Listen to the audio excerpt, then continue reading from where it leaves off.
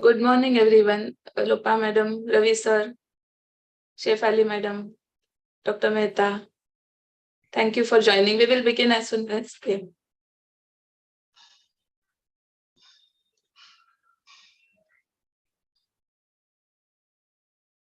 Good morning, Dean Madam. Can we begin the program now, Madam? Yes, please go ahead. Yes, thank you, ma'am. A very good morning to everyone. On behalf of Dr. Manu.V.L.Kothari, Chair and Division of Medical Humanities, Gosumec Alumni Association, ZGS Medical College and KEM Hospital, I, Dr. Swarupa Bhagwat, welcome you all in this online program organized for the release of reflections on medical humanities, which is annual publication of the chair. The theme for the year 2022 being literature and medicine.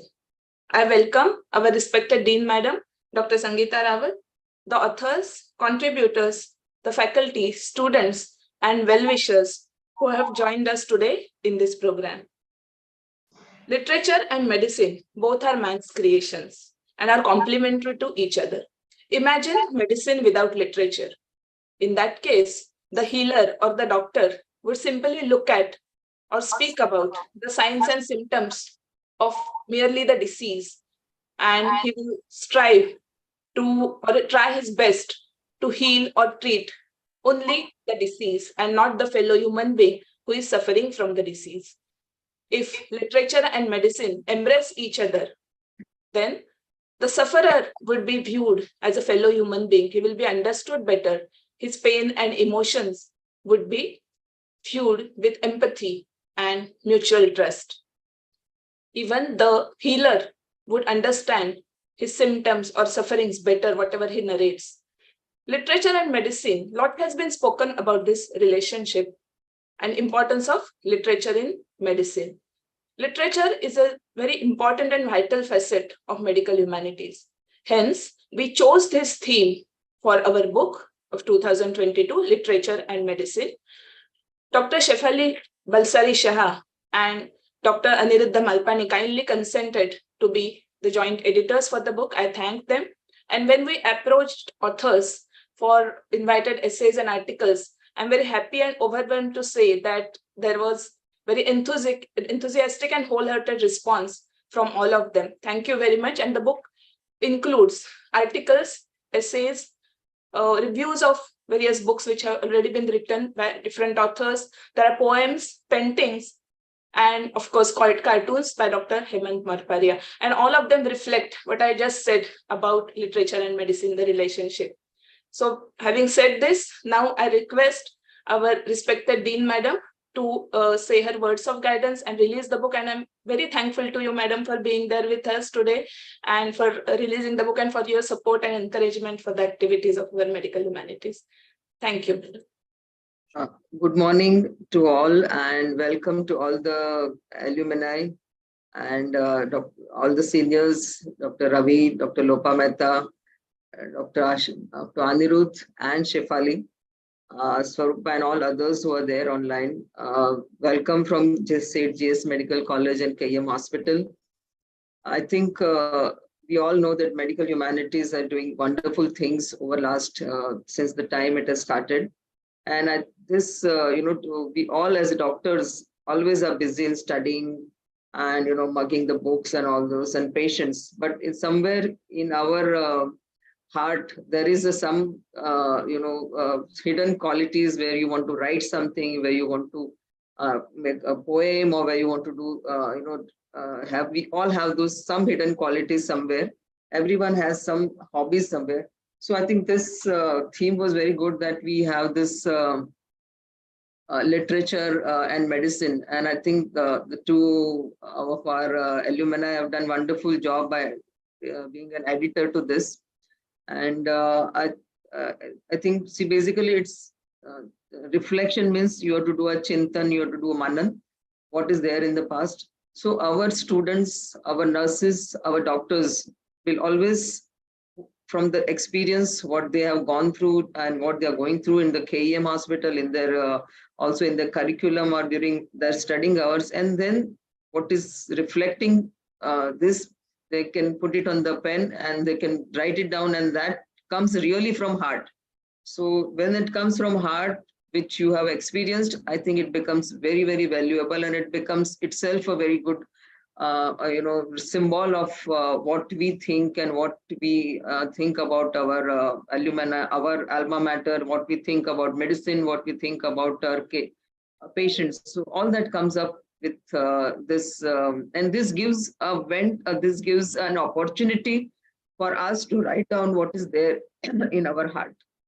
So with this, and I think this has become a very colorful and vibrant, which I've seen before. And I appreciate all the support from the Gosumec alumni, all from the Anirudh and Shefali, who have done this wonderful job editing, Swarupa, Padmaja, Dr. Mehta, and Dr. Ravi, also all others who have joined for doing this, for working on this and making this beautiful today, which we are going to unleash. So thank you very much, and let's see the unleash this. I'm sure you all will also all have this.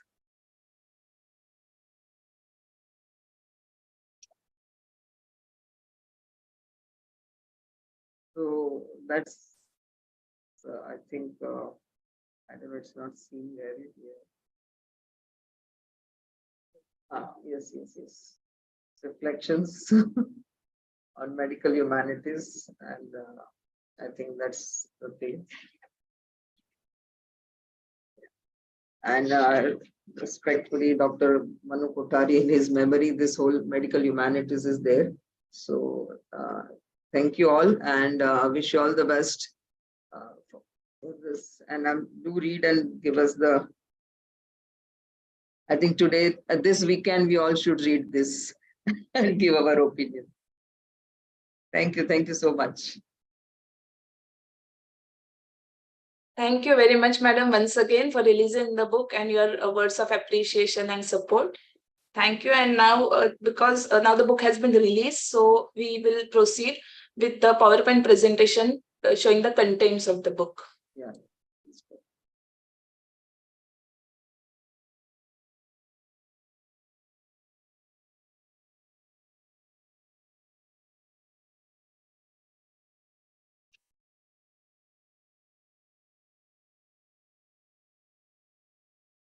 Reflections 2022 Literature and Medicine, published by Dr. Manu.V.L.Kothari, Chair and Division of Medical Humanities, with administrative support from Gosumec Alumni Association under the patronage of respected Dean Madam Dr. Sangeeta Rawat. These are the front pages of the book, just to show you. The editorial board, joint editors, Dr. Shefali Balsari Shah, Dr. Anirudh Malpani, advisors, Dr. Sunil Pandya Sir, Dr. Lopa Mehta. Dr. Sunil Pandya Sir is also chairperson of our division, Dr. Lopa Mehta Madam, Dr. Ravi Ramakantan. This is the front cover page painting, which is there on the cover page by Dr. Supriya Kamath, who is junior resident from Department of Obstetrics and Gynecology. Secondary year MBBS student, Darsita, has contributed this painting. Editorials by Dr. Shefali Shah, Dr. Anirudh Malpani, and myself with these titles. We have 3 sections in the book: English, Hindi, and Marathi. And in between, there are cartoons and paintings. We will be looking at all of these.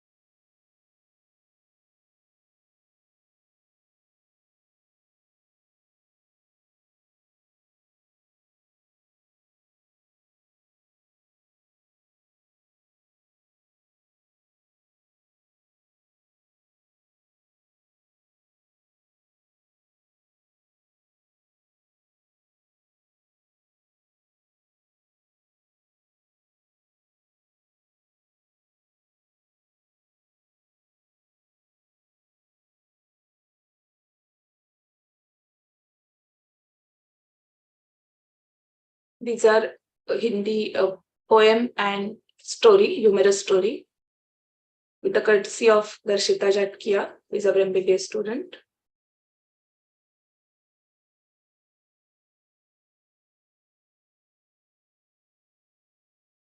This is the Marathi section.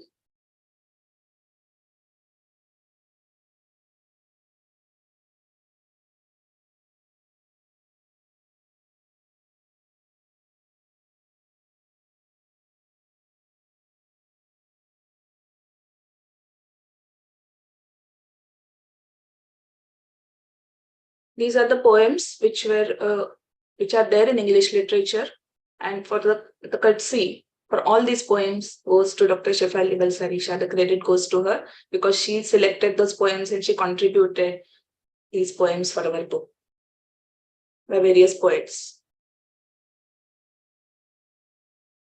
Cartoons, all the cartoons are by Dr. Hemant Marparia.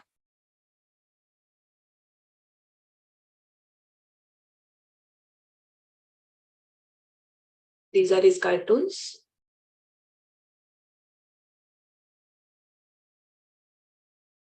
Very nicely drawn.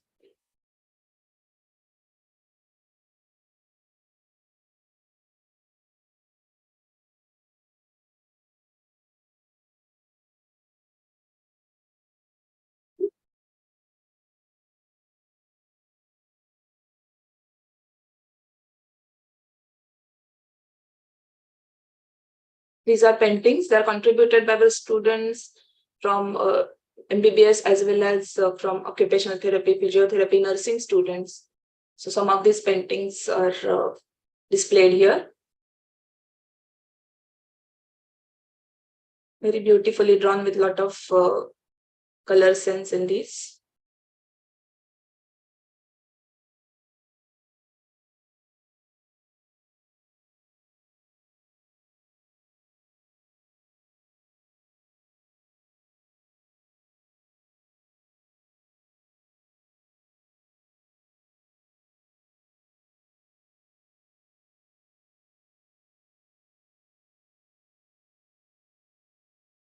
It is very nice that our students also have contributed. And if you require a soft copy of the book, you may write a mail at the email ID nostalgia@kem.edu, addressed to Dr. Swarupa Bhagwat, myself, editor, Reflections. And I once again thank our Dean Madam for her support and the editors, joint editors who worked along with me. And there was great support from them, Dr. Shefali Shah and Dr. Aniruddha Malpani, and all the contributors and authors for making this success. Thank you.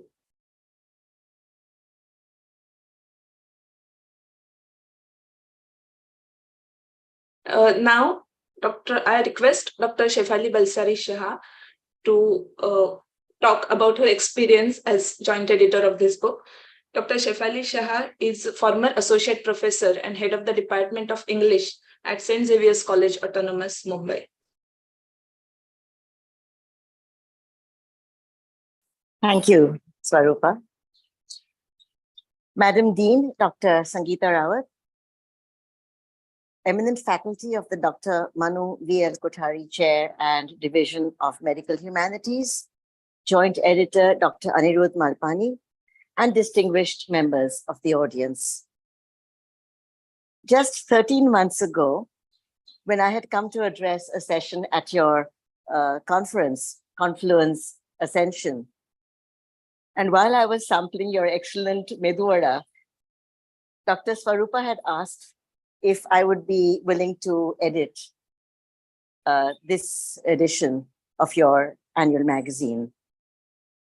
And now here we are to mark the release of this labor of love.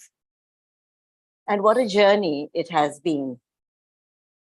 I smiled at all the artistic and creative talent, whether cartoons or artwork or poems and stories.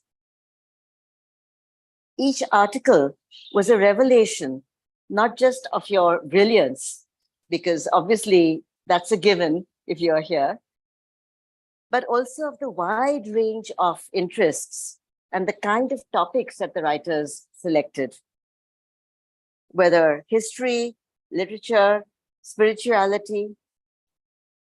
So I can confidently state that the result is indeed a versatile and fascinating exploration of the multiple connections between medical science and the humanities, as Dr. Swarupa pointed out when we began. I'm very grateful for the privilege of having worked on this volume. I would like to especially thank Dr. Lopa for her initial invitation and support. Working with my co-editor, Dr. Malpani, was an enlightening process because he has such a practical approach to everything that I learned how to be cut and dried and just to be able to identify what is essential and what is not.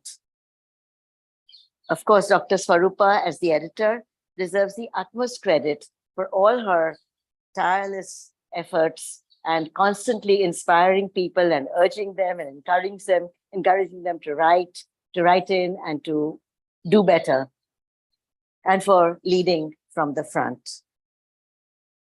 So I'd like to thank all of you once again for the tremendous honor that you have accorded me in inviting me to help edit this volume.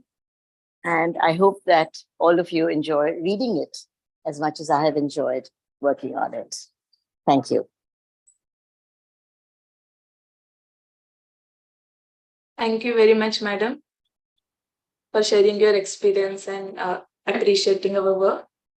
Now, I request Dr. Aniruddha Malpani, the joint editor of the book, who is IVF specialist at Malpani Infertility Clinic, Mumbai. Over to you, sir. Sir is traveling. Hi. Really a joint. Yes. Great. And there's, when you talk about humanities, there's also going to be a lot of noise. Of course, in Bombay, the noise is all traffic, but we'll assume it's music for now. So this has been such an exciting book to edit and to write. And then it helps you remember that medicine is so much to offer. And one of the things I'd really like students especially to remember is that one of the problems with medical college, as Dr. Sangeeta Rawat pointed out, is there's so much stuff to cram, so much to read, that it kind of dehumanizes you. And you kind of lose sight of the fact that, hey, before ever being a doctor, we were all human beings. And before the patient became a patient, the patient was also a human being. And I think it's a good idea to remember some of that, because the problem when we talk about medical literature is usually medical literature is what we read in PubMed or what we read in the medical textbooks and the medical journals. But honestly, literature is a lot more than that. And the great thing about being a doctor is you get a ringside view into when people are at the most vulnerable. And this is such a great chance to be humble, to understand, and to appreciate the fact that we have this chance to actually create a window into people's souls. I do have some requests. I would love it if this entire soft copy, the entire book was published on the KEM website so that many more students would be able to reach it, many more doctors, and hopefully it will inspire a lot of them. And one of the other requests is, I think today, because publishing has become so easy, everyone can create their own website. I do hope that every doctor, every resident, every medical student gets inspired to at least share some of their experiences with patients and how they've been affected either by their teachers, their mentors, their role models, their patients, so they can share with the world what it's like to be a doctor. I think part of the problem is there's become a huge trust deficit in the doctor-patient relationship. And I think partly we as doctors are to blame because we often don't explain to patients what we go through and what we expect. And I think this is such a great opportunity to bridge that gap, to be able to tell stories, our patient stories. And I have a final request. I do hope the next book will also have contributions by patients, because I think we need to remind ourselves the only reason we became doctors was to serve patients, not to read medical journals or to pass exams. And I do hope we will remember that always, because it's such a privilege and we should be so grateful for this. I'm so grateful that we're part of a great organization like KEM Hospital, which has always kept the patient first, something we should be proud of and make sure that it continues. Thank you so much again. Thank you so much, sir, for the valuable message. Dr. Sunil Pandya, former professor and head department of neurosurgery at our institute, is the chairperson of our Medical Humanities division. Dr. Lopa Mehta Madam and Dr. Ravi Ramakantan Sir are the advisors. We, the members of the committee or the division, both faculty and students, seek valuable guidance from them and also learn a lot from them. I now request Dr. Lopa Mehta Madam, who is former professor and head department of anatomy and who has enlightened generations of students really. And Madam is here with us. I request Madam to speak.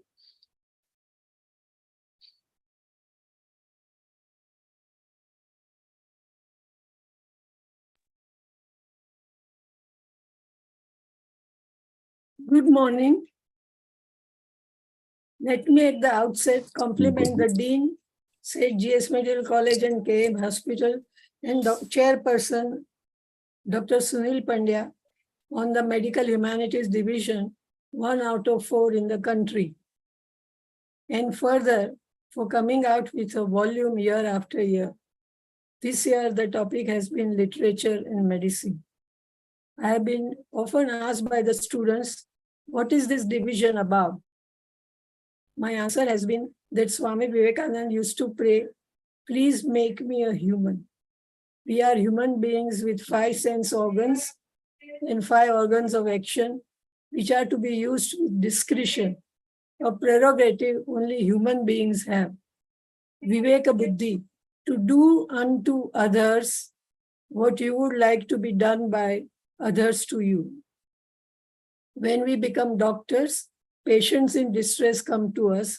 How to approach this individual as a human first and consider his illness next is a very important learning required by medicos. That oneness with the patient, atmiyata, sahradayata, what is called empathy, where you deal with him as an individual, yet retaining your objectivity to deal with the situation. To put it differently, your attachment has to have underlying detachment, no ego, no superiority, no pride of what you are, or arrogance that I can do everything. It is equally important to deal with and learn with your team, colleagues, residents, ward staff, nursing staff, students, and relatives, certain humility. It is Manusha Yatna Ishwar Krupa. This understanding is very necessary. To be aware of the scope and limitations of medical practice is very, very important.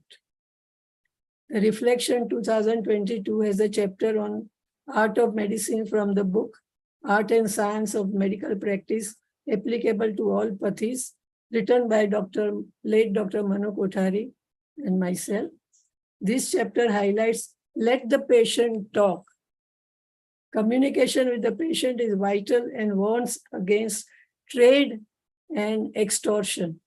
It also calls for the spirit of noblesse oblige, professionalism, good seminary.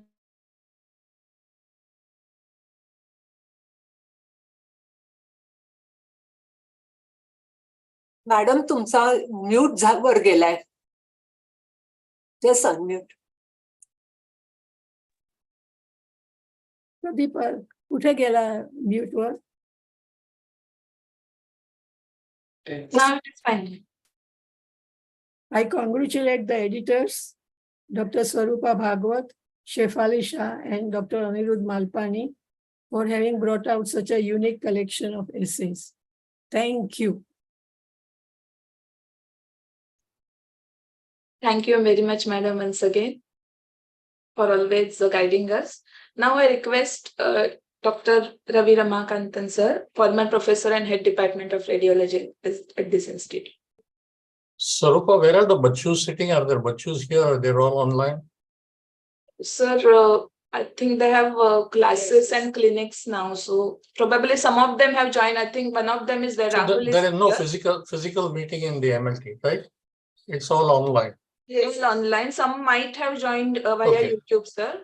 So we start off with Swarupa, I'm full angry at you. Angry means like this. You did not ask me to contribute this time. So I'm going to complain to the SPCA.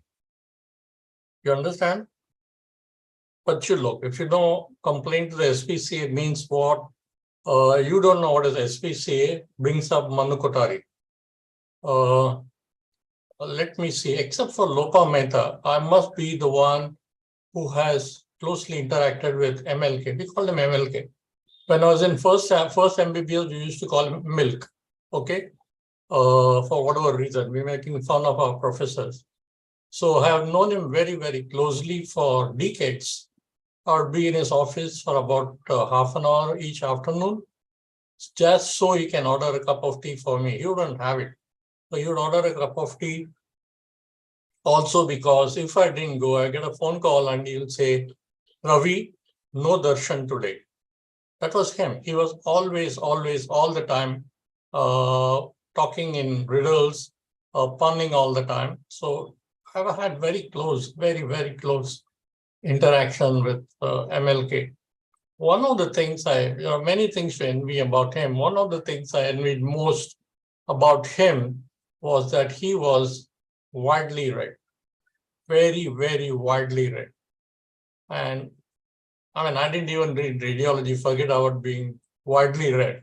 And that's something that I envied about him because during the early part of my life, I had never had this thing about reading anything beyond whatever, right? Beyond medicine, no, beyond basketball, model trains, and maybe medicine. So this is my request. No, this is my suggestion. No, this is my order. Take it as you will. To the students who might be listening, start that habit. Every donkey will pass MBBS. Every donkey will pass MD. Every donkey will pass DM. It's a question of time. You go once, you fail. You go the second time, they'll say, fail him. Third day, you'll say, Are jaane do na, usko pass kar do. So every donkey will pass. But what you will have missed during your student days, whether it's postgraduate or undergraduate, is the time, the joy of reading. Take it from an old man. If you don't read beyond medicine, you're missing a big slice of life. Not just beyond medicine, but even in medicine. See if you can read widely. There is a big library in our central library, which called non-medical books. You can browse them. There are volumes which are called as Sir William Osler's Bedside Reading. Some of those books are in the library. Please, please, take a day off every month. Stop those stupid MCQs, memorizing them, ABCD.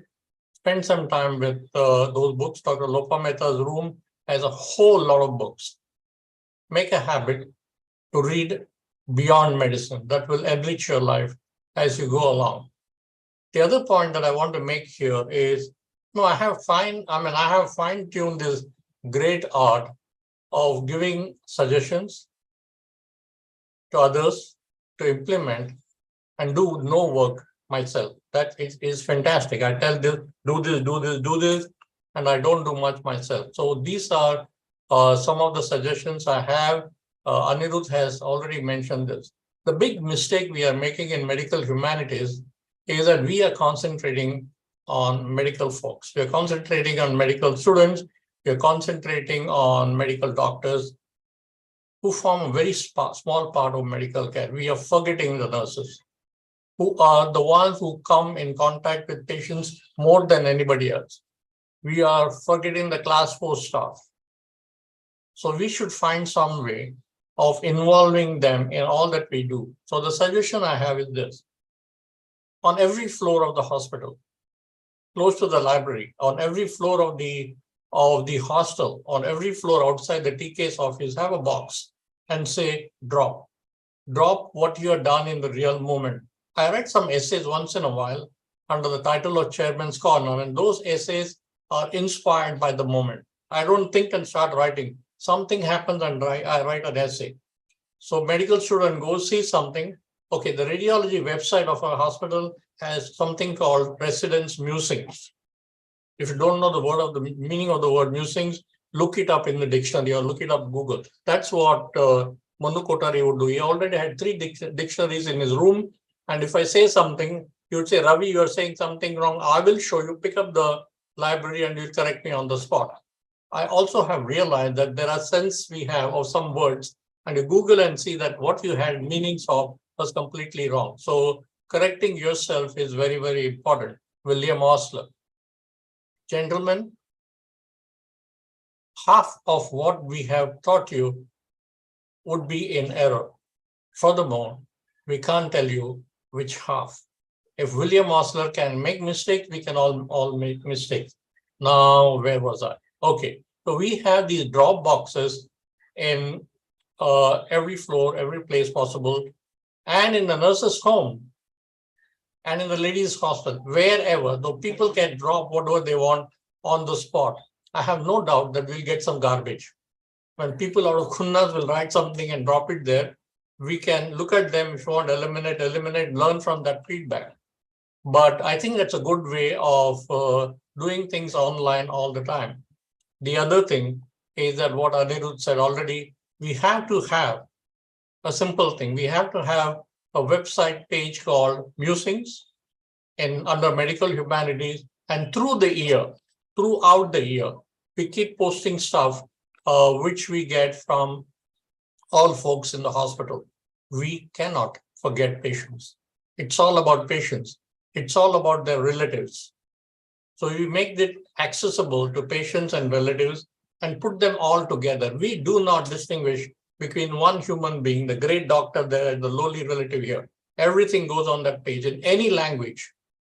Mahatma Gandhi said, the best thinking happens in one's mother tongue. May be true. So people, this is another thing that I do. When I do beyond medicine and radiology, I tell Bachu log, you write in the language that you are comfortable with. And when I say that, about maybe 1 or 2% will write in Oriya, in Gujarati, in Marathi, or whatever. But that thought in their own language is very, very beautiful. You hear some of our faculty talking in the MLT, Dr. Sharadini Dhanukar, the late Dr. Sharadini Dhanukar, Avinash Supe, they talk in Marathi, it is music. I mean, I understand a lot of Marathi, but when they talk in Marathi, it's so beautiful. Not that they can't speak in English. So let's encourage people to do things beyond English. After all, it's not our native tongue. Not everyone is fluent in English. So these are some of the ideas. I hope we have a website page called Musing. So you call it whatever you call it, donkey. It doesn't matter. Call it something, and have a constant masala of stuff going on there. Somebody will have to edit something. I hope that editor doesn't have a very sharp pen. Post whatever you want, have a small preamble there, and post it on our kem.edu website, not on the intranet. It has to go up there for the world to see. I do not know of any website, not Johns Hopkins, not the Mayo Clinic, not anything that has something like this, where you have constant input of stuff from everyone who is involved in healthcare on both sides, the patient, the relatives, and those on this side, everyone, absolutely everyone, from senior faculty down to the class 4 servant. I mean, it's unfair to say down to the class 4 servant, but that's how we understand it. So everyone should contribute. The mechanics of how it is done has to be worked out, but I don't think we will sweep it on the carpet and say, Ravi Ramakantan is gone case. Bolte rehta hai kuch bhi, jaane do. I hope something of this will happen. And to be sure, Anirudh also mentioned that. So it's a long speech. I always give long speeches. You should be aware of that. And next time you don't ask me to write something, I'm going to get mad, really mad. Okay. Thank you, Swarupa. Bye. Thank you, sir. And thank you for taking us back to those days when you were with Kothari, sir. And I myself and many of us are fortunate to be students of Dr. Manu Kothari, sir. And also for your valuable messages and the ideas which you have given here. Dr. Rajesh Parikh is the Director, Medical Research, and he is Honorary Neuropsychiatrist at Jaslok Hospital and Research Center, Mumbai. He is probably the first one who wrote the article after our request, probably within first 15 days or 1 month. So we are very thankful to him. He is the author of 3 national bestsellers, Kashmir, Hum Need First, The Coronavirus, What You Need to Know About the Global Pandemic, and the Vaccine Book. He's there with us, but he has shared a video. So we will be playing the video of his speech. Dr. Parikh. Thank you, Dr. Swarupa Bhagwat, for your kind words of introduction and for shepherding this book on its somewhat long journey. I'd like to thank my mentor, Dr. Lopa Mehta, for inviting me to write the lead chapter of this book, and to my co-author, Munira Kapadia, the exemplary clinical psychologist at Jaslok, for writing the first draft and working with me through multiple revisions of the chapter. You see, the first version was 3 times as long, and Munira and I felt that it would be demanding and unkind to the reader and unfair to other contributors to occupy nearly 40 pages of an approximately 200-page book. So we kept down editing it to its current version, which still occupies 14 pages, covers nearly 40 authors and 80 works. We'd like to thank our editors, Doctors Shafali Balsari and Anirudh Malpani, as well as our colleague Mahira Desai and Doctors Sunil Pandya and Shilpa Sarlaya for their suggestions during the progress of this chapter. Our chapter is divided into 3 sections. The first one covers doctors who were great writers. The other covers doctors who appear as characters in great works of literature. And the third covers the confluence of medicine and literature. In working on this chapter, I felt as though I were returning to my roots. When I joined the GS Medical College as a first-year student, Doctors Lopa Mehta and Manu Kothari mentored me over the course of the next few years, and we spent hours discussing medicine, literature, writers, science, the arts. And in my first year in college, they invited me to work with them on a book which was published by Marianne Boyers, the British publisher. They were kind enough to invite me to be co-author of that book, a very generous offer which I couldn't possibly accept, and so emphatically declined. But in the process of seeing the genesis of that work, the writing of a book, the creation of a work became demystified and made it possible for me to write a few books thereafter. And so, in working on this book, I was reminded of the words of T.S. Eliot, who said or wrote, "We shall not cease our exploring, and the end of all our exploration shall be to come back to where it all began." And I feel immensely grateful to be able to contribute to a book that is brought out by the Department of Humanities named after Dr. Manu Kothari. And so I'd once again like to thank Dr. Lopa Mehta for inviting me to write this book, to Dr. Swarupa Bhagwat for seeing it through, and of course to our editors who have produced what I believe is a marvelous work on the intersection of medicine and literature. Thank you very much, Dr. Parikh. Now I request Dr. Dattatreya Muzumdar, is Professor of Neurosurgery at Adam Cooper Hospital. He has written about the life of Sir William Osler. So over to you, Thank sir. you. Thank you, Swarupa. And I'm grateful to the M.V.L. Chair of Humanities, Dr. Lopa Mehta, Dr. Ravi Ramakanthan, and others. Actually, when I was asked to write about this William Osler and written by none other than Harvey Cushing, I thought that I should first read this. And it was an exercise for me to read this 1,000 pages of compiled in 2 volumes, that it is still not sunken in me. Mind you that it is very easy to read William Osler, and Dr. Ravi Ramakanthan has always been harping about the equanimatous thing, which is easier said than done. But I think the whole concept is that there should be Oslerization of medicine. There is no doubt in my mind that William Osler transcends across British, American, and Canadian medicine, and his principles are similar to our what we practice during the Vedic times, probably. And I sincerely feel that maybe the book has to be read by me myself. I felt maybe 3 or 4 times to sink. There are excerpts from from what William Osler went through, right through his personal and professional journey, what his hardships were, how did he maintain his equanimity and all these things. So I'm very thankful and I'm privileged that this reflection was on myself.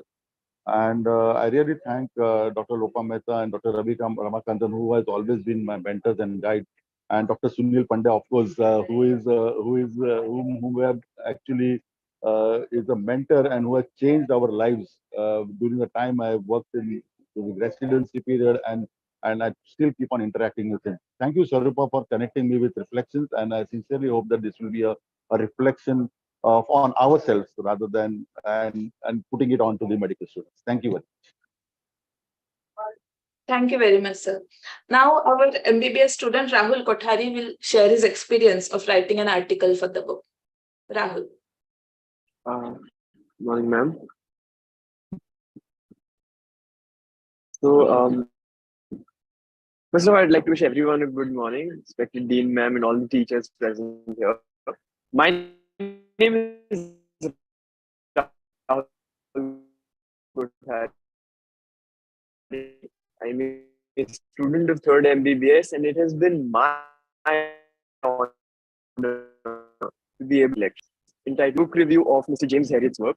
I was first acquainted with Mr. James Herriot's book, All Things Great and Small, when I was in the 6th grade. The language was delightful, the characters were memorable, and the stories from Mr. Herriot's career as a veterinarian in Edinburgh ranged from being heartwarming to downright hilarious.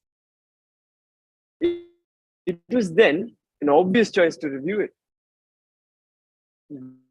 This time, though, I tried to approach it as a medical student to see if I could learn something from Mr. Herriot. 2 or 4. A good clinical history and examination will take you a long way.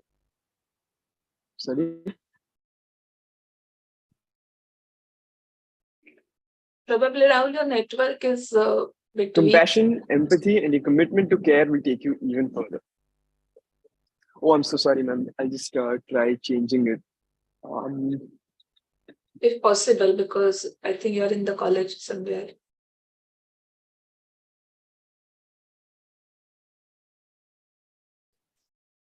If you can stop the video, probably it may help. Rahul, if you can stop the video and just say, probably that might help.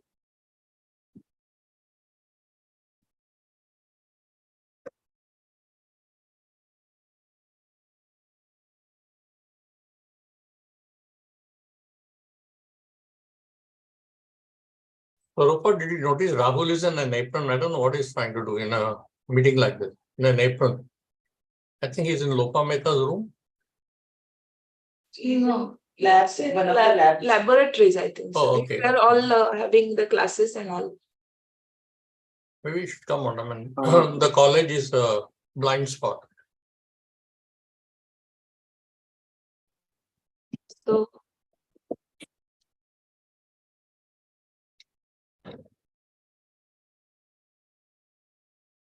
please.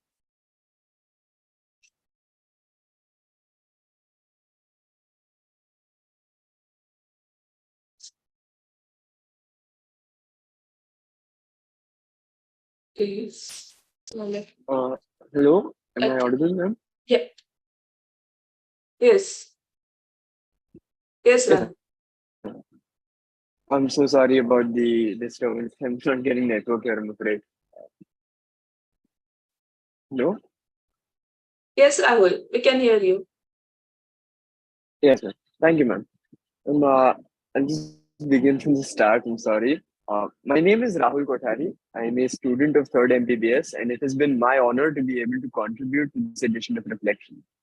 I was first acquainted with Mr. James Herriot's book, All Things Great and Small, when I was in the 6th grade. The language is delightful, the characters were memorable, And the stories, which were derived and inspired from Mr. Harriot's career as a veterinarian in Scotland, range from being heartwarming to downright hilarious. It was then an obvious choice to review it. This time, though, I tried to approach it as a medical student to see if there was something that I could learn from Mr. Harriot. And I did. I learned that it doesn't matter how many legs a patient has, 2 or 4, a good clinical history and examination will take you a very long way. Compassion, empathy, and a commitment to care will take you even further. I have tried to put these lessons down on paper as best I could. It was a difficult task to compress the spirit of such a charming book into such a small review. I hope that it inspires you to read it. I hope you do read it, and I hope you enjoy it as much as I have. I'd like to thank Swarupa ma'am, Lopa ma'am, and Dr. Sunil Pandya sir for giving me the opportunity to be able to work on this. It was an enlightening experience. Thank you once again. Thank you, Rahul. And of course, we enjoyed reading your work. And thanks for enthusiastically contributing for the book. Thank you. Now, I request Dr. Ashish Mehta. He is Healing and Creativity Facilitator and Neurosurgeon, Mumbai, to share his experience.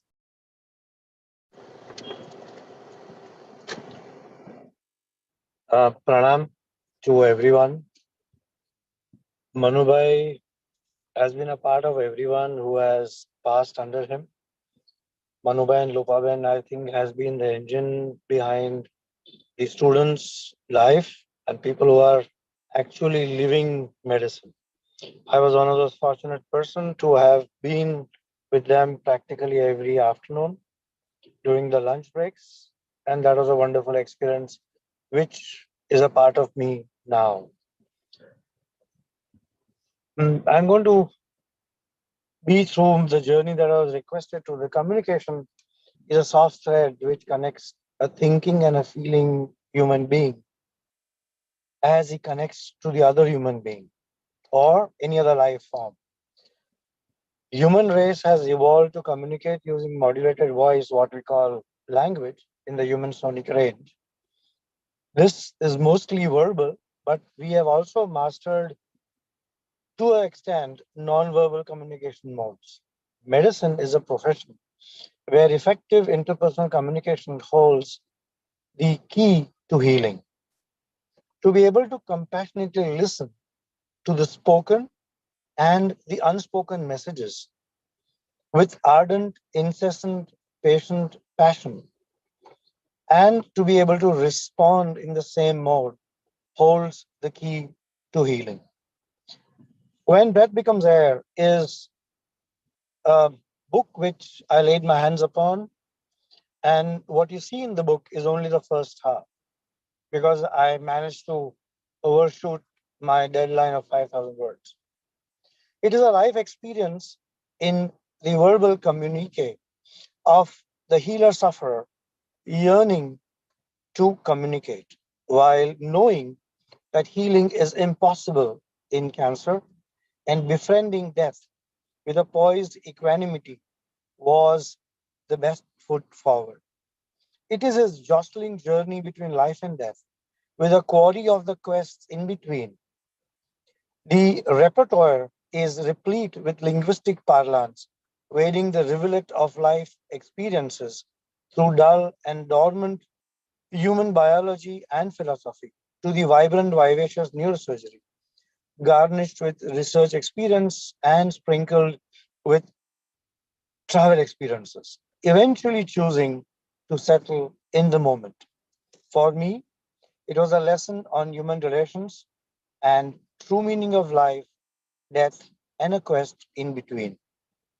Sincere regards from my heart, but I would be greatly thankful to Dr. Lopa Mehta when she first connected with me to write about something bit for medicine and literature. And I would thank Manu Bhai even in his absence, because of him, I am what I am right now. Dr. Sunil Pandya, my mentor, has been one other source which is rejuvenating my core every moment. And I thank Dr. Sangeeta, Dr. Lopa Mehta, the editors, Dr. Shah, as well as the joint editors who were there. I don't know them personally, but I feel that the work that has come out of all what we have seen is pure love and passion for a human being and the humanities. Thank you very much, everybody. Have a great day. Bye.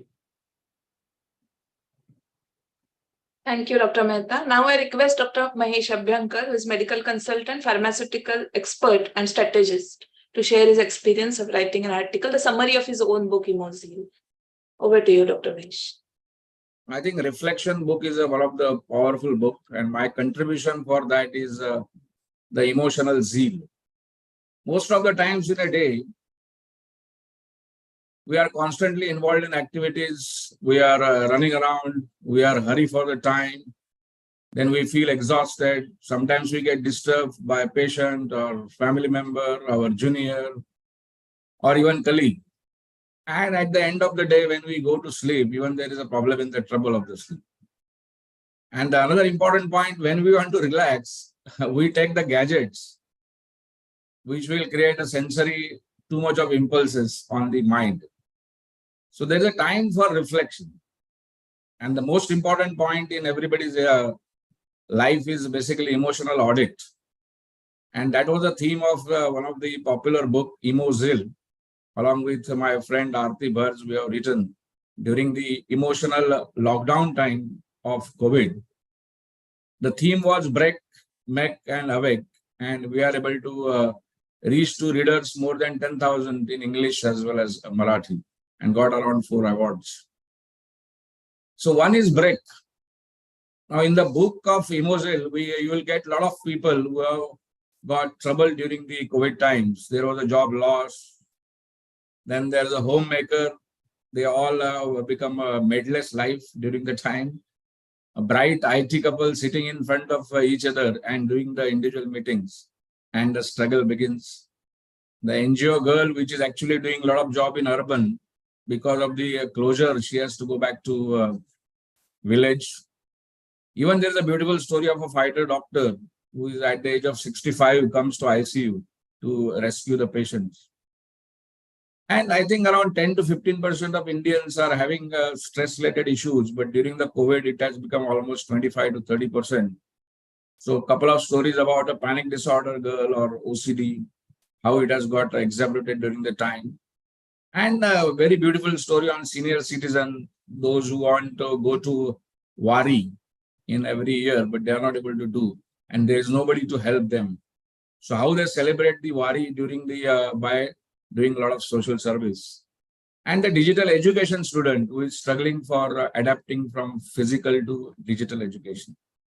So these are all break moments for various people, common people, but the stories are uncommon. But then the next theme was make and awake. The golden times arrives of rethink, rebuild, re-energize, and rekindle. So people started moving towards emotional resilience, there's empathy and mindfulness. And the most important thing is in every sector of life, upskilling as well as reskilling, repurposing life towards a beautiful new journey, and adopting the ways for emotional as well as spiritual fitness. So I think humor may be one of the way, or gratitude journaling may be another way. Meditation can be a third way. Now, one of the very important way is hobby. And in our, we call it as a 64 arts. So reading is also one of the hobby, and writing is also another hobby. So the role of literature is very, very important in the individual's life. And especially, so therefore the theme when Dr. Lopa Mehta discussed with me that literature and medicine, I immediately told that I will definitely write. And Dr. Swarupa also was passionate, and she was behind me till the time I submit the article. Very important point. But, and even Dr. Sangeeta, I was blessing for this particular launch now. Now in Marathi, what we call it as Vachal tar Vachal, Vachal tar Vadal, and Vachal tar Ananda Gyal. So that means the reading is a very beautiful hobby which helps person to keep the mental fitness. If once the person is reading book, he is out of the world, he is just enjoying and reading the book. So what we call it as a Maunam Sarvartha Sadhanam. So he is kept quiet and reading the book. So he is enjoying it. So I personally I read a lot of books, and especially I encourage the medical students to read the autobiographies. Right? I have read almost more than 100 autobiographies.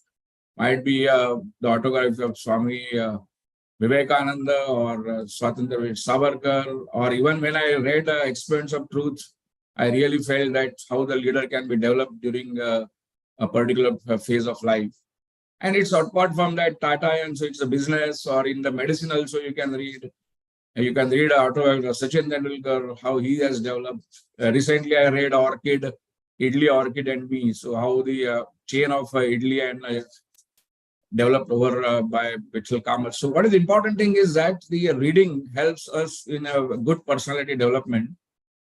And another theme of awakening or making is social fitness. So apart from the emotional fitness is social fitness. New eras of collaboration and communication, Sahayog and Samparg, how you have to help the people. You can take also help of the other people. That is very, very important. And the last part is self-awareness or a journey within. Because each adversity in life presents an opportunity for reflection. That is very, very important. And the first time in the history of mankind, we have seen that the gods are not available. The gods are locked in temples and mosques as well as churches. And we are forced to look gods within ourselves. And there the journey begins. So I think everyone should do a reflection on self, enjoy life, health, wealth, and happiness. Yeah. Yes thank you doctor Mahesh. अगदी खरं आहे. वाचाल तर वाचाल, वाचाल तर वाढाल आणि वाचाल तर आनंद घ्याल. Thank you very much. Now I ask Darsita Jhatkia, our MBBS student, who has made available a humorous story and a poem, both in Hindi for our book. And she has also contributed a back cover painting for the book. So requesting Darsita. Good morning, everybody. Our respected Dean Ma'am and all the respected teachers. I've been really privileged to have contributed a poem by Bharat Ratna Atal Bihari Vajpayee ji and an article by Rameshwar Singh Kashyap ji to this amazing book Reflections 2022, and which is on the theme literature and medicine. So I'll talk about the poem first. The poem is titled Maut Se Than Gayi. This poem was written when Atalji was nearing to his deathbed due to a chronic illness.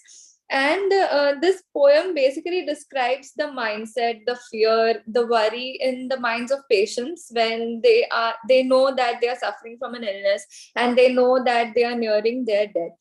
And so this poem is basically motivating us doctors to be more compassionate towards our patients, to empathize with our patients, to try to understand their worry, their problems, and thus show our empathy and compassion towards them.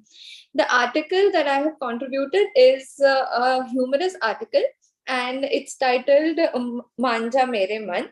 So in this article, it's basically an article, it's a story which tells us how our mind, how we need to conquer our mind in order to achieve our goals, how our mind keeps telling us, or sometimes we get demotivated, but then we need to conquer our mind, we need to take control over our mind and then achieve our goal. Also, this story, it motivates us to maintain a healthy lifestyle in order to be fit and healthy.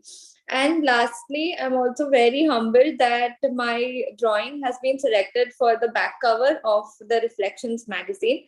So in this drawing, through various colors, I have tried to depict that if there is an amalgamation between literature in the form of poems, articles, researches, journals, along with our medical knowledge, then this will also contribute greatly in reaping good physicians and thus progress of humanity. I'm also very thankful to Dr. Lopa Mehta ma'am, to Dr. Swarupa Bhagwat ma'am and Dr. Padmaja Samat ma'am for giving me this lovely opportunity and giving me the privilege to contribute to this lovely book. Thank you. Thank you, Darsita. There is a book Dr. नावाचा माणूस, which I had read long time back when I was MBBS student, and that had great influence on my mind. And that book was always there in my memory. Somehow I could not retrieve the copy of the book. But when this theme was decided, literature and medicine, I remembered of that book, and then I contacted Dr. Yogendra Tarudekar sir, who has written the book. He's alumnus of this institute, and he's a practicing pediatrician at Badlapur. And he has written the summary of his own book, which is a story actually, Dr. Navacha Manus. So I request Dr. Zavdekar to share his experience of writing the summary of his own book. Thank you, Dr. Swarupa. At the outset, let me express my feelings of extreme gratitude towards the Reflections team, the Department of Medical Humanities, and particularly towards Dr. Swarupa. I'm not a writer. I am a practicing pediatrician. I had written a book some 25 years back. Someone remembers it. Someone actually picks up the phone and calls me to invite to write about the book in a volume which is supposed to be published in my alma mater. It was, I mean, to say the least, I was overwhelmed.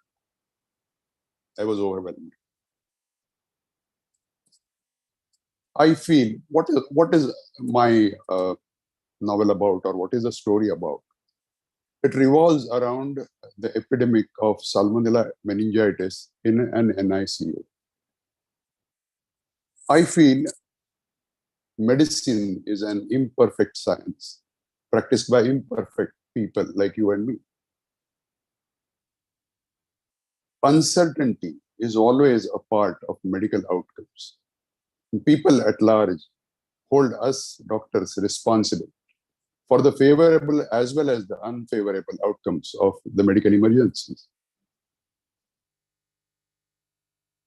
Hello, can you hear me? Yes, we can hear you, sir. But the video has gone. Doesn't. This is Badlapur. This is Badlapur. The electricity has gone off. Okay. If you can hear me, I will continue to talk. We can hear. Yes. Yeah, I'll continue to talk. So as I was saying, people hold us responsible for the unfavorable and favorable outcomes of the medical emergencies.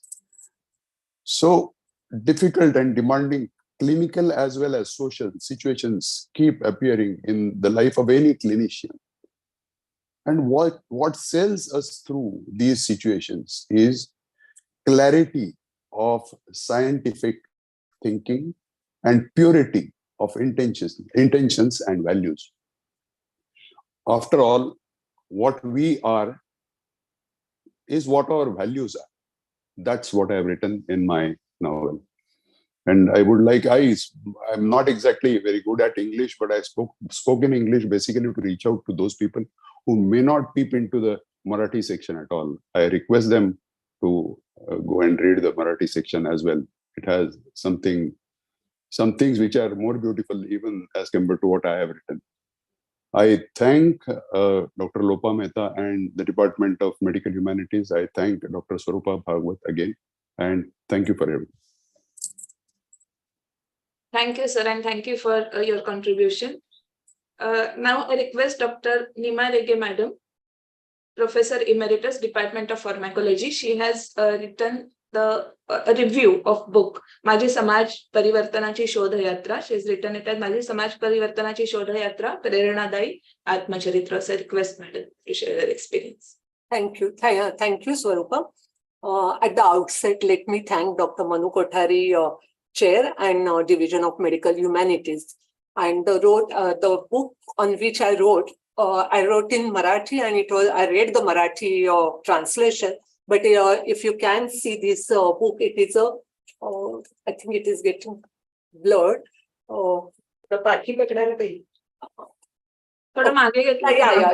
it is in opposite mirror direction. It is My Quest for Social Transformation and Autobiography by Mandakini Tarapallikar, who was a social worker. And this book has been published by Tata Institute of Social Sciences, TIS. मी हे अगदी मला आता मिळालंय. मी त्याचं मराठी अनुवाद वाचलेलं, माझी समाज परिवर्तनाची शोधयात्रा, आणि त्यावर मी मराठीमध्येच विचार केला आणि त्याची तोंडओळखही मराठीतून करून दिली. आणि त्याच्यामुळे मी ठरवलं, मी स्वरूपाने जेव्हा मला विचारलं तेव्हा मी सांगितलं की मी मराठीतूनच ह्याच्यावर बोलेल. मला स्वरूपाने लोपा मॅडम थ्रू विचारलं होतं की तू असं लिहू शकशील का, की आणि खरं तिने मला एक दुसरं पुस्तक सुचवलेलं, पण त्यावेळेला मी हे नुकतंच वाचलं होतं आणि मी त्याने इतकी भारावून गेले होते की मी तिला म्हटलं की जर मला तुम्ही परवानगी दिली तर मी ह्याच्यावर लिहायला मला खूप आवडेल.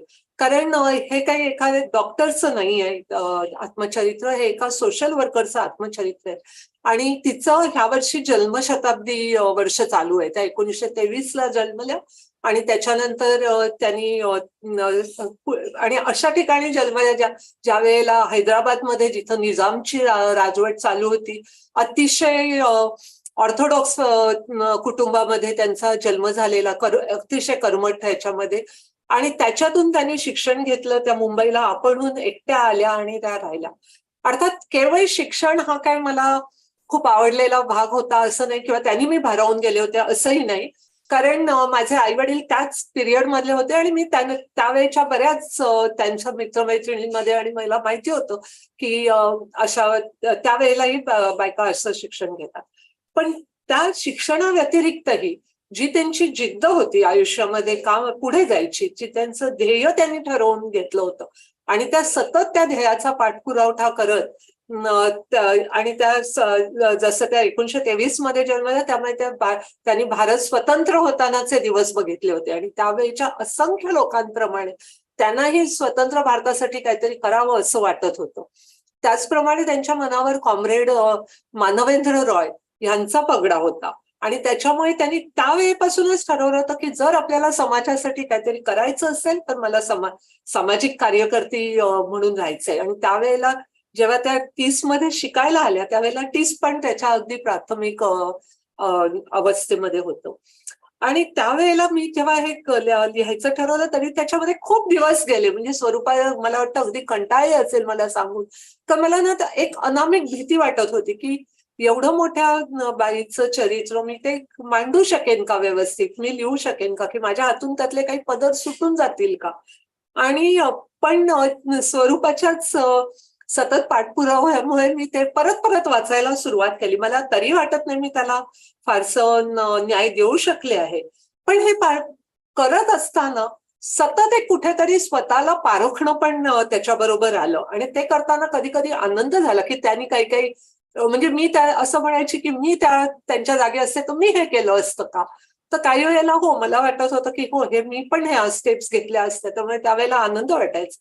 काही वेळेला खूप विषाद वाटायचा की मी हे नाही केलं असतं आणि असं कसं आपण करू नाही शकत.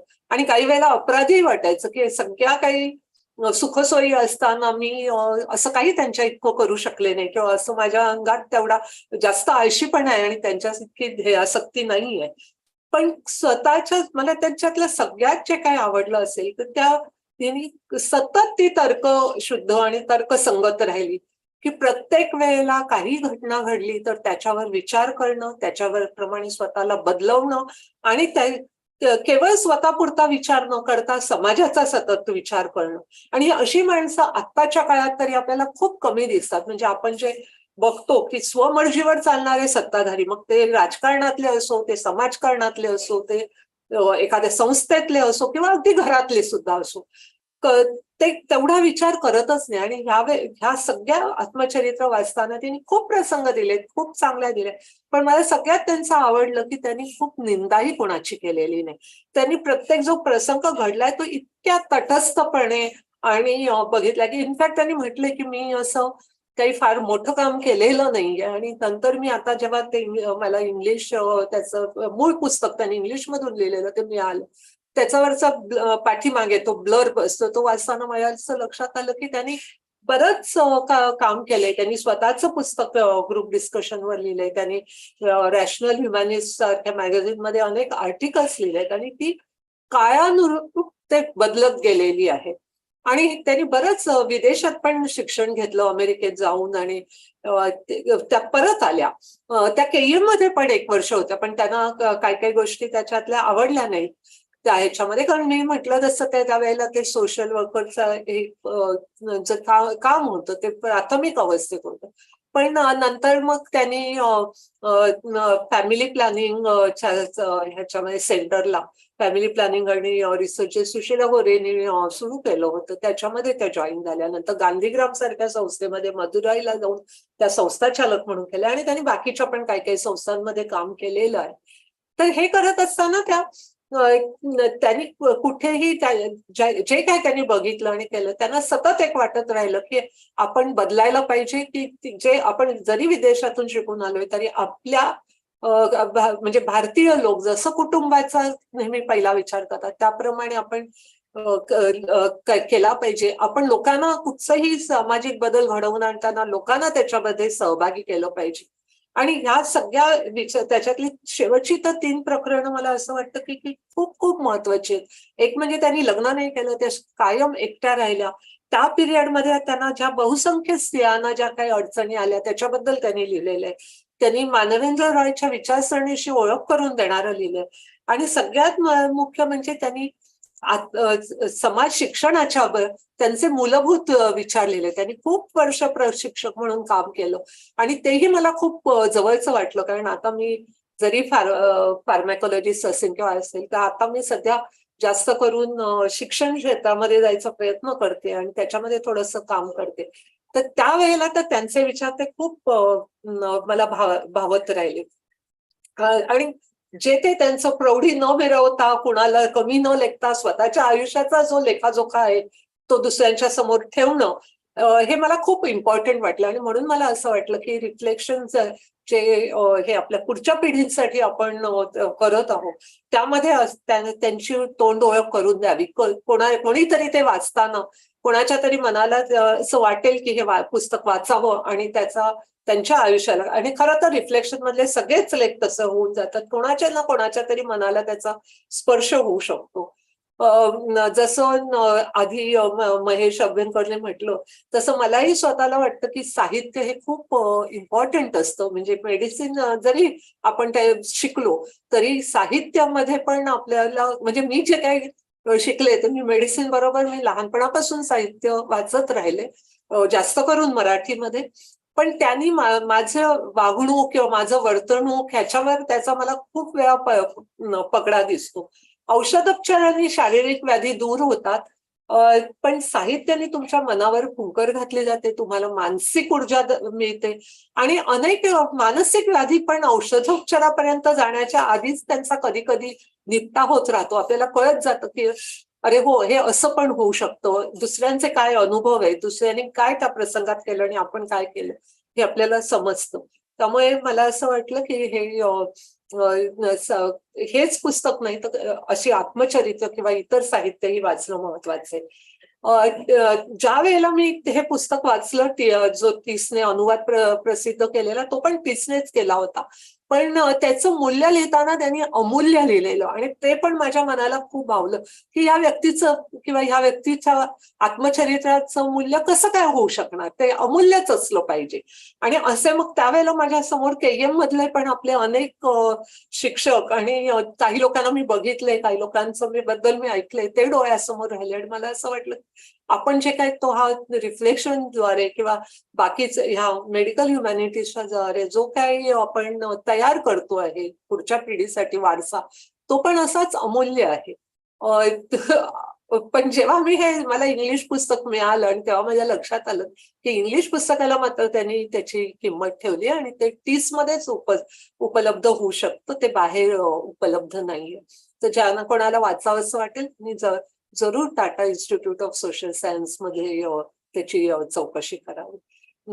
परत एकदा लोपा मॅडम आणि स्वरूपा, पद्मजा या सगळ्यांचे मी आभार मानते की ते रिफ्लेक्शन सारखं पुस्तकं करतायत. आतापर्यंतच्या आधीच्या ह्याच्यामध्ये मला विचारलं नव्हतं, पण मी लिहू शकले असते, पण मी लिहिलं नाही. पण मला हे पुस्तकांमध्ये लिहिणं हे पुढे आवडत जाईल. Thank you so much. जरूर मॅडम. आणि खूप धन्यवाद. म्हणजे तेव्हाचा तो काळ आणि तेव्हाच्या समाजासाठी किंवा समाज परिवर्तनासाठी एक वेगळ्या प्रकारचं दिलेलं योगदान हे किती महत्वाचं आहे आणि त्याच्यातून आपण डॉक्टर्स म्हणूनही म्हणजे काय शिकू शकतो ह्याच्यावर तुम्ही खूप चांगल्या प्रकारे प्रकाश टाकलेला आहे आणि ते विचार तुम्ही मांडलेत मॅडम तुमच्या लेखामध्ये आणि आता सुद्धा तुमच्या भाषणात. खूप धन्यवाद त्यासाठी. आता यानंतर doctor Supriya Kamath, she is junior resident from Department of Obstetrics and Gynecology, and who is painting is there on the front page of the book. And I request her to talk about her painting and her contribution. Good afternoon, everyone. I would like to thank Dr. Swarupa ma'am for inviting me to speak on this occasion. So let me start with how this painting came to be. So last December, while I was working as an OBGYN registrar, my AP, Dr. Kimma ma'am, had sent me this link and encouraged me to submit an entry for reflection. The topic for the entry was quite intriguing. It was medicine and literature. Both are so intertwined with each other. I was initially, I did not know where to begin from. Then I just took out a paper and pencil and started, and some of my ideas just flew in. This painting, as you can see here, has elements of tribal art forms. I have tried to use multiple vibrant colors for each of the segment, for each part signifies something. Starting from the lowermost part, there you can see there is Sushruta, who in a way created ripples in the ocean of healthcare. And here, these ripples show how the how the looks of doctors changed over centuries. The next segment shows Ayurveda and other allied medicine, which have been a vital part in the development of modern science. The next part needs no guessing. It's, as you can see, it is pink and purple. That is methoxylin and eosin, and it shows histology slides. And each histology slide, as you all know, has a story to tell. On the other hand, there is a culture slide, which has its own kind of beauty. Dig in further, and you can see I have tried to draw DNA. And DNA, what a structure it is, as you all know. The uppermost part in green shows a surgical field with few surgical instruments. One side is of open instruments and the other side is laparoscopic instruments. So now from when you start looking at the picture from bottom to top, you can see how we developed as medicine. Initially, we had our Sushruta giving us anesthesia-less procedures, and now we have scar-free procedures. On one side, we have traditional medicine. On the other side, we have modern medicine. On one side, we have only clinical diagnosis, and now we have clinico-pathological diagnosis. So that is how we have developed over past centuries. And all this evolution, why? The entire purpose of this evolution was for one thing, that is well-being of a human being. And a human being is the centerpiece of this picture also. And it is human who brings it all together. So that is what my painting is. And thank you everybody for choosing my picture as the front painting of this magazine. Thank you one and all. Yes, good, beautiful painting and beautiful description, Supriya. Now, Dr. Padmaja Samant, Madam, she is Professor and Head Department of Obstetrics and Gynecology. She is coordinator of our Chair of Medical Humanities. I am also thankful to Padmaja Madam for helping me out throughout the journey. So I request her to talk about her article, which is a review of book, and also to conclude the session. Over to you, ma'am.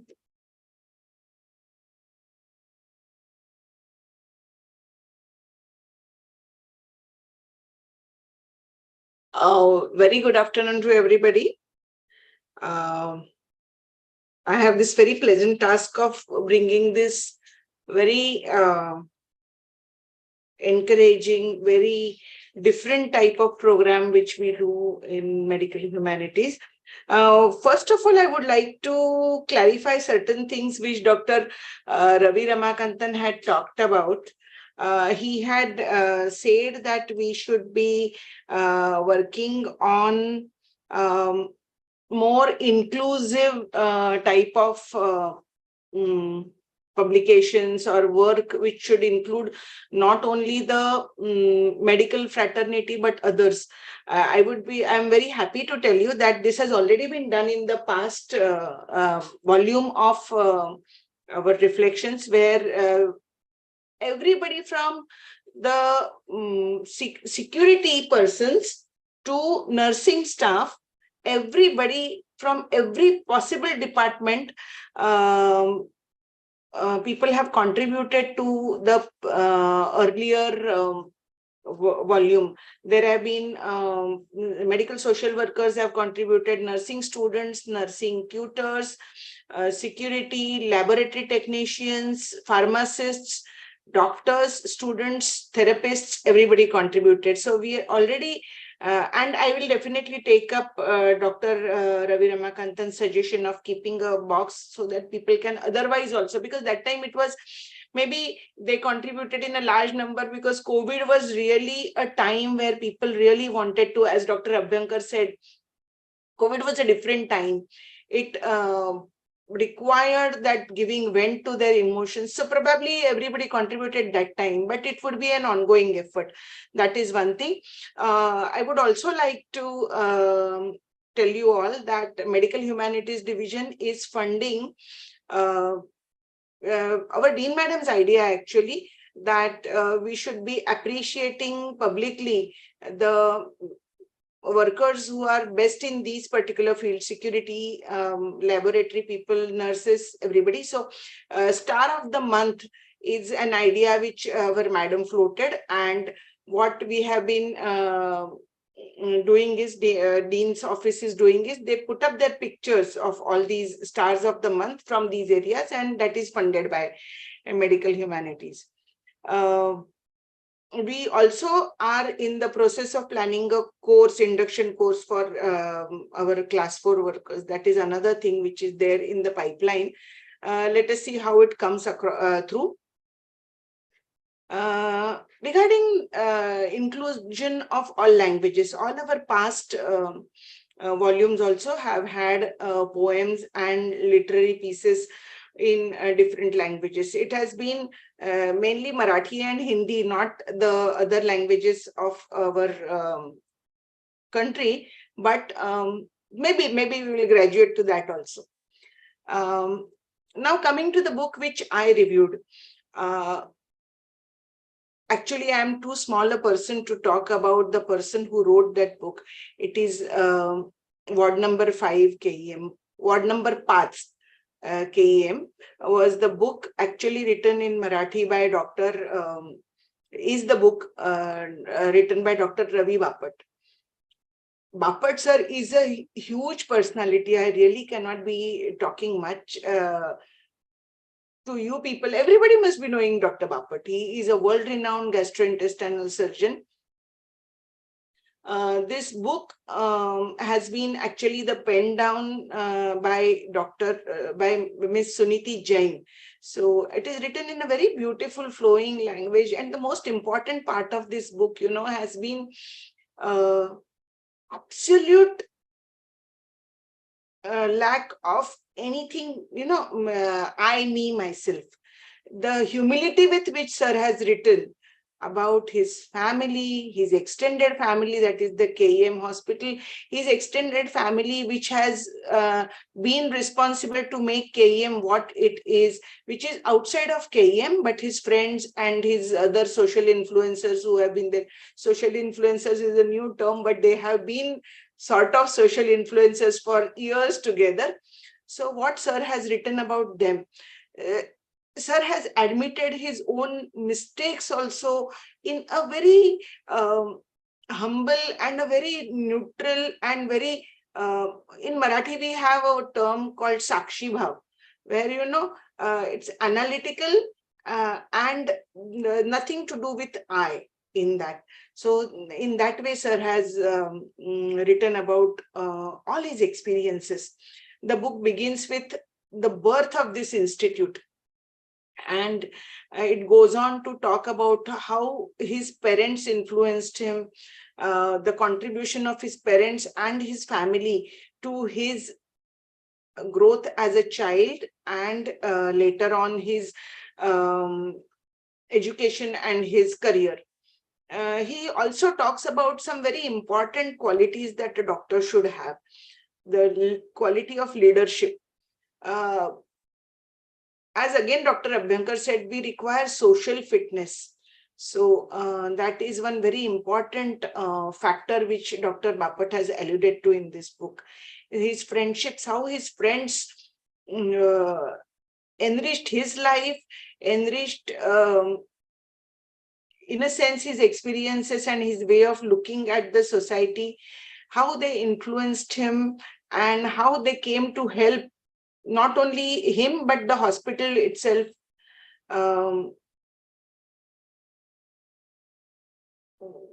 His conduct with patients he has written about, his way communication with patients he has written about in a very, very interesting and a very simple language.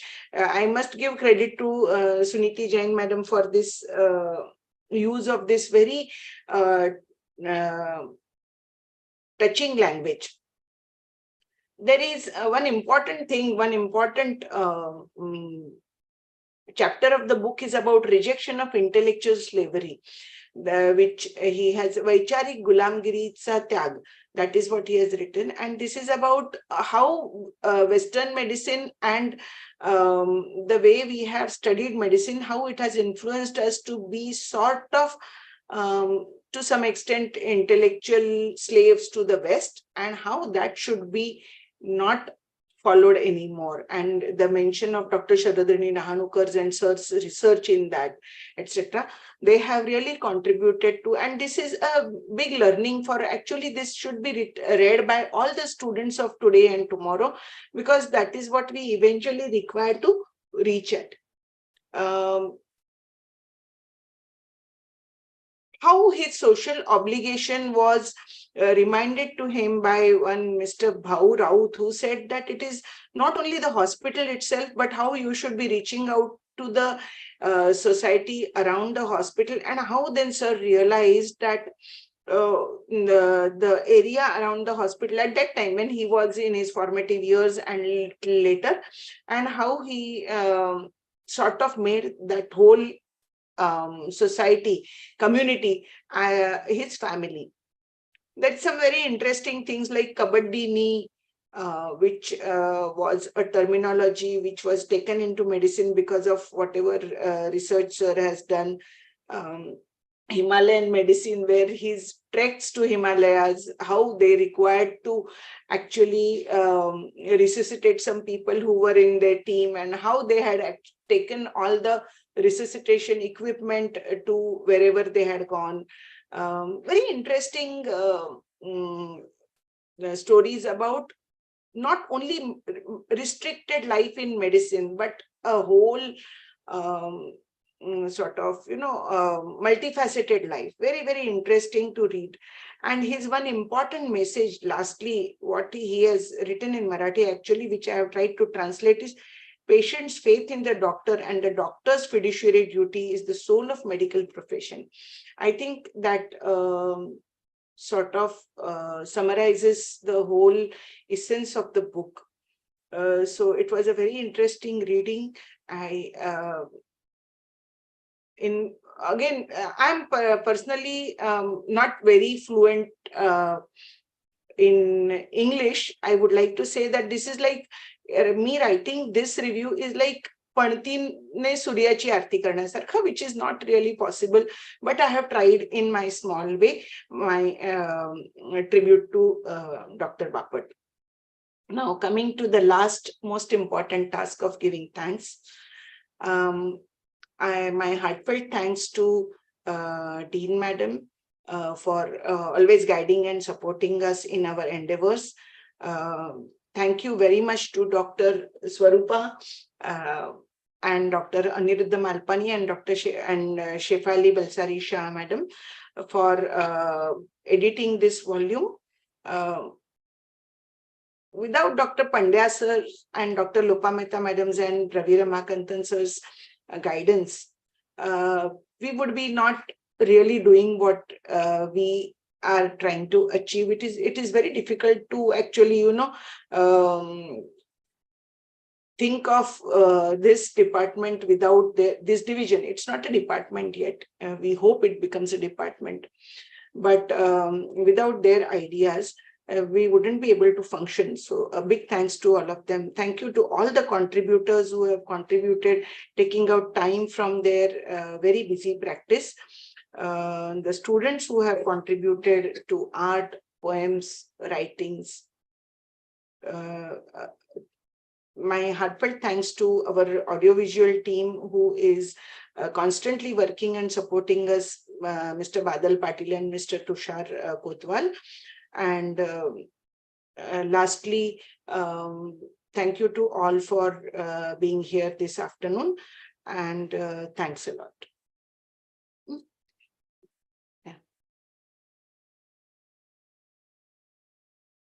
Okay, can I say a few words? Even normal, yes, not normal. Yes. Okay. Yes, sir. I was deeply saddened to learn that during this time there are academic programs going on in the college. There are labs going on, there are clinics going on, and students are busy. It's extremely unfortunate.